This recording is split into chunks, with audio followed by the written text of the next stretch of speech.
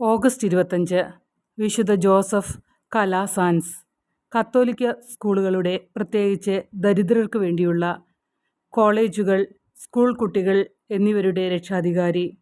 1767 July 16 Clement 13 മാർപ്പാപ്പ വിശുദ്ധനായി പ്രഖ്യാപിച്ചു. 1583 December 17 പുരോഹിതനായി. നല്ല വിദ്യാഭ്യാസമുള്ള പുതിയ വൈദികൻ എന്ന നിലയിൽ ഫാദർ കാലാസെൻസ് 2 ബിഷപ്പുമാരുടെ കീഴിൽ വിവിധ പദവികളിൽ സേവനമനുഷ്ഠിച്ചു. അദ്ദേഹം ദൈവശാസ്ത്രജ്ഞനായും ബിഷപ്പ് ഡെല്ലാ ഫിഗേറയുടെ കുമ്പസാരക്കാരനും പ്രധാന ഭരണപരമായ സ്ഥാനങ്ങളിൽ സേവനമനുഷ്ഠിച്ചു. ബിഷപ്പ് ഡെല്ലാ ഫിഗറയുടെ മരണശേഷം ഫാദർ കാലാസാൻസ് ഉർഗൽ ബിഷപ്പിന്റെ വികാരി ജനറലായി പ്രവർത്തിക്കാൻ തുടങ്ങി. 1592 ദൈവം തന്നെ പുതിയ കാര്യത്തിലേക്ക് വിളിക്കുന്നത് കേട്ടു. റോം നഗരത്തിൽ മാലാഖമാരുടെ സഹായത്തോടെ ധാരാളം കുട്ടികളെ പഠിപ്പിക്കുന്ന ദർശനം ഈ ആഗ്രഹം വളർത്തി. കുട്ടികളെ വിശ്വാസത്തിൽ പഠിപ്പിക്കുക എന്ന ലക്ഷ്യത്തോടെ റോമിൽ സ്ഥാപിതമായ ക്രിസ്ത്യൻ ഉപദേശങ്ങളുടെ കോൺഫ്രറ്റേണിറ്റിയിൽ അദ്ദേഹം ചേർന്നു. റോമിൽ അശരണരും അനാഥരും ഭവനരഹിതരും സഹായം ആവശ്യമുള്ളവരുമായ നിരവധി കുട്ടികൾ ഉണ്ടായിരുന്നു എന്നതാണ് ഫാദർ കലാസെൻസ് നേരിട്ട പ്രശ്നം. ഇത് കണ്ടപ്പോൾ അവൻ്റെ ഹൃദയം തകർന്നു. ജീവിതത്തിൻ്റെ എല്ലാ മേഖലകളിലും അവർക്ക് വിദ്യാഭ്യാസവും രൂപീകരണവും ആവശ്യമാണ്. ഈ ആവശ്യങ്ങൾക്കായി സൗജന്യമായി ഒരു പ്രാദേശിക സ്കൂളിൽ കുട്ടികളെ പ്രവേശിപ്പിക്കാൻ ശ്രമിച്ചു. നേരത്തെ തന്നെ കുറഞ്ഞ ശമ്പളത്തിൽ ജോലി ചെയ്തിരുന്ന അധ്യാപകർ ശമ്പളമില്ലാതെ കൂടുതൽ കുട്ടികളെ സ്വീകരിക്കാൻ തയ്യാറായില്ല. ഒരു പ്രാദേശിക പാസ്റ്റർ തൻ്റെ പള്ളിയിലെ ചില മുറികൾ ക്ലാസുകളായി ഉപയോഗിക്കാൻ സഹായം വാഗ്ദാനം ചെയ്തു.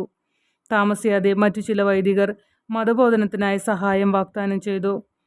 1597 റോമിൽ എത്തിയ അദ്ദേഹം 5 വർഷത്തിന് ശേഷം ഒരു സ്കൂൾ തുറന്നു. യൂറോപ്പിലെ ആദ്യത്തെ സൗജന്യ സ്കൂൾ.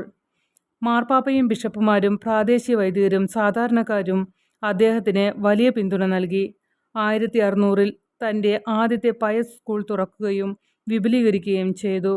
2 വർഷത്തിന് ശേഷം അവിടെ 1000 കുട്ടികൾ ഉണ്ടായിരുന്നു.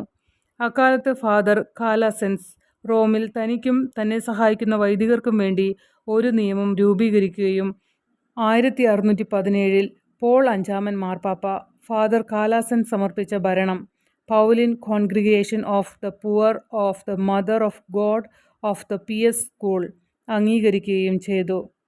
ദാരിദ്ര്യം, പവിത്രത, അനുസരണം തുടങ്ങിയ സാധാരണ പ്രതിജ്ഞകൾക്ക് പുറമെ കുട്ടികളുടെ, പ്രത്യേകിച്ച് പാവപ്പെട്ടവരുടെ സൗജന്യ വിദ്യാഭ്യാസത്തിനായി സ്വയം സമർപ്പിക്കുന്നതിൻ്റെ 4ാമത്തെ പ്രതിജ്ഞയെടുത്തു.